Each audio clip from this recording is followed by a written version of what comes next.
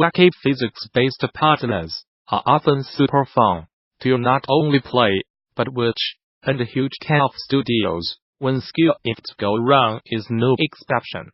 This construction puzzler sees you making varying skill ifs, and then watching what unfolds.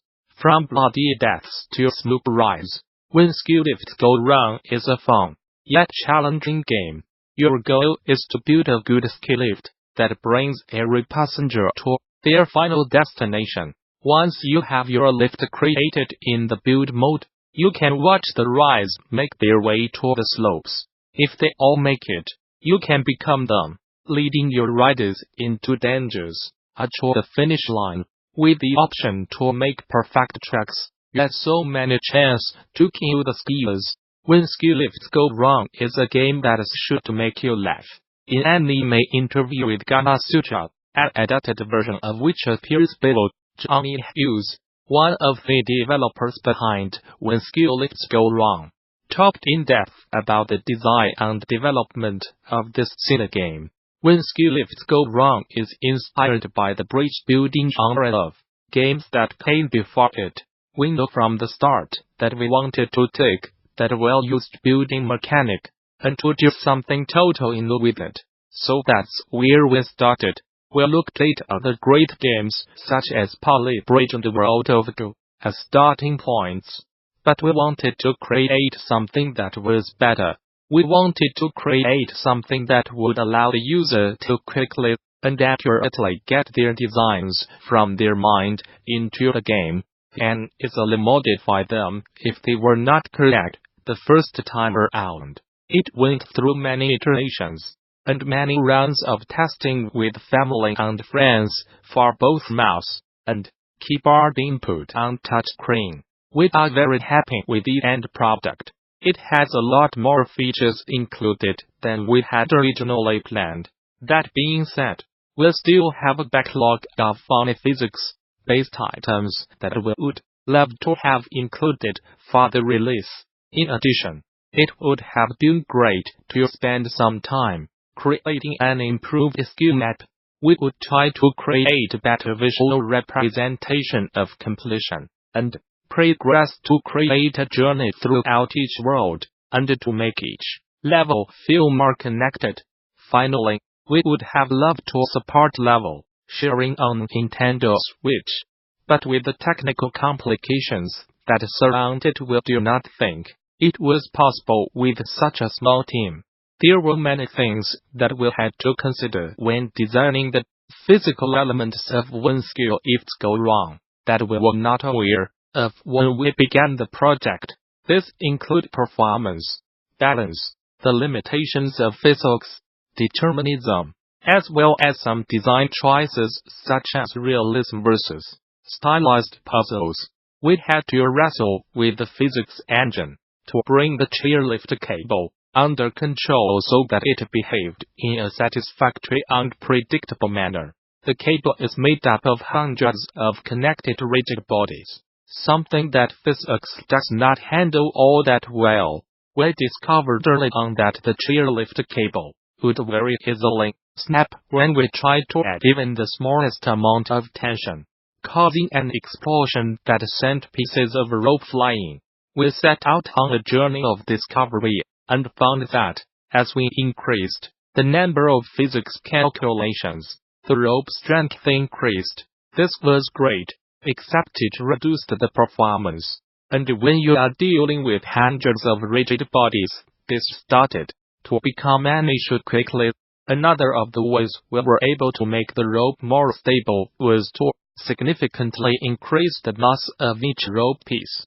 However, the additional mass caused the rope to drop more, which meant we had to add even more tension, which meant the rope would again sometimes explode. The result was more stable than previously, but still not satisfactory. Eventually, we managed to find a solution that we were happy with that was a combination of lots of small changes that each had an impact. However, when we were finished creating something strong and stable, we ended up with a rope that was extremely heavy. This meant the initial bounce of the rope was far greater than anything that was experienced during the rest of the simulation, enough to break the structures that you had built, and far greater than the additional weight of the skiers that would ride the chairlifts. So we added in a time scale that would give the chairlift a moment to settle at the time of the simulation. The ultimate goal was to find the right balance that would lead to the skier being the final straw in a lot of scenarios. Ultimately, we wanted the chairlift to break while the skier was on it, rather than in the first few seconds of simulation. We managed at this in the end, but we had to add additional rules to allow for this. The biggest struggle was coming to terms with the fact that the game would not have deterministic physics unless we built our own physics engine.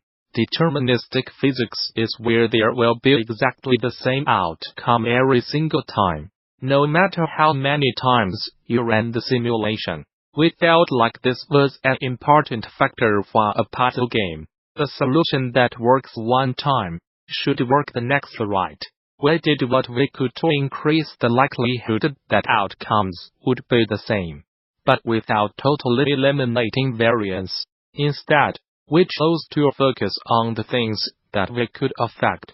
We added in the ability to control the skiers.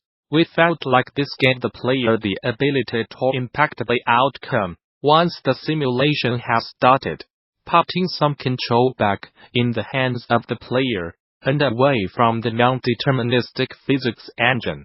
People have been very complimentary of the building tools within the game, saying that they are easy to use and intuitive. However, the thing people have been responding to more than anything else is the comment that can arise at the most unexpected times.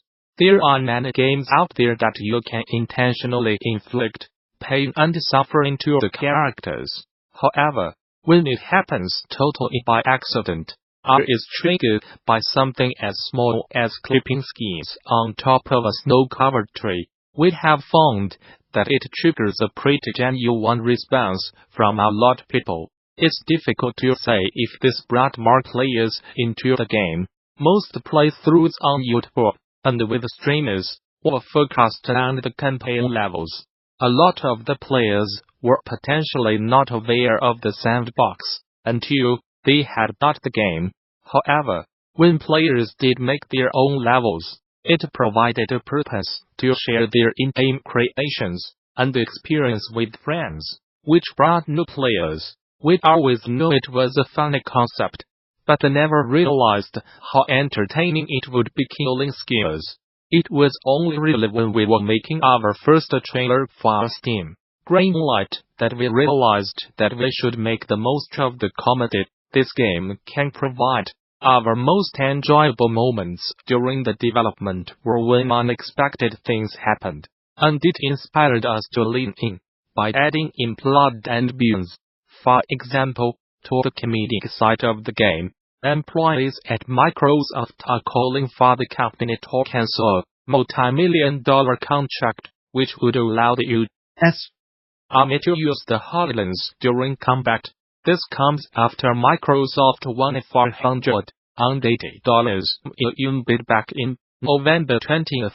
AT&T's Play prototype as for the outhouse during combat missions and in training, and could eventually lead to the military purchasing over 100,000 headsets. A group called Microsoft Workers for Good posted an open LATTO CEO, Satya Nadella, and President and Chief Legal Officer Brad Smith, urging for the contract to be cancelled and a strict ethical guidelines to be put into place. We are alarmed that Microsoft is working to provide weapons technology to the U.S. military, helping one country's government increase lethality using tools we built, reads the letter. We did not sign up to develop weapons, and we demand the same in how our work is used. Microsoft Workers for Good is requesting that Microsoft cancel the contract, cease developing weapons technologies, draft a public-facing acceptable use policy, and appoint an independent ethics review board to enforce this policy. There are many engineers who contributed to Hollands before this contract even existed, believing it would be used to help architects and engineers build buildings and cars. To help teach people how to perform surgery or play the piano, the post continues. On behalf of workers at Microsoft, we are releasing an open letter to Brad Smith and Satya Nadella, demanding for the cancellation of the virus contract, with a call for stricter ethical guidelines. If you are a Microsoft employee, you can sign at https://t://958rv5click. Twitter, Gamasutra5p4fa7x.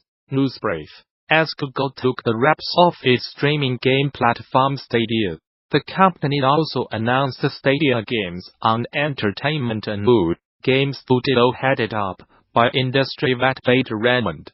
As the head of Stadia Games and Entertainment, I will not only be bringing first-party game studios to reimagine next new generation of games. Our team will also be working with external developers to make all of the bleeding-edge Google technology you have seen here today available to partner studios big and small. More on Stadia here. For a game about piloting giant mechs, it sure feels good to run around on foot in Titanfall. Well,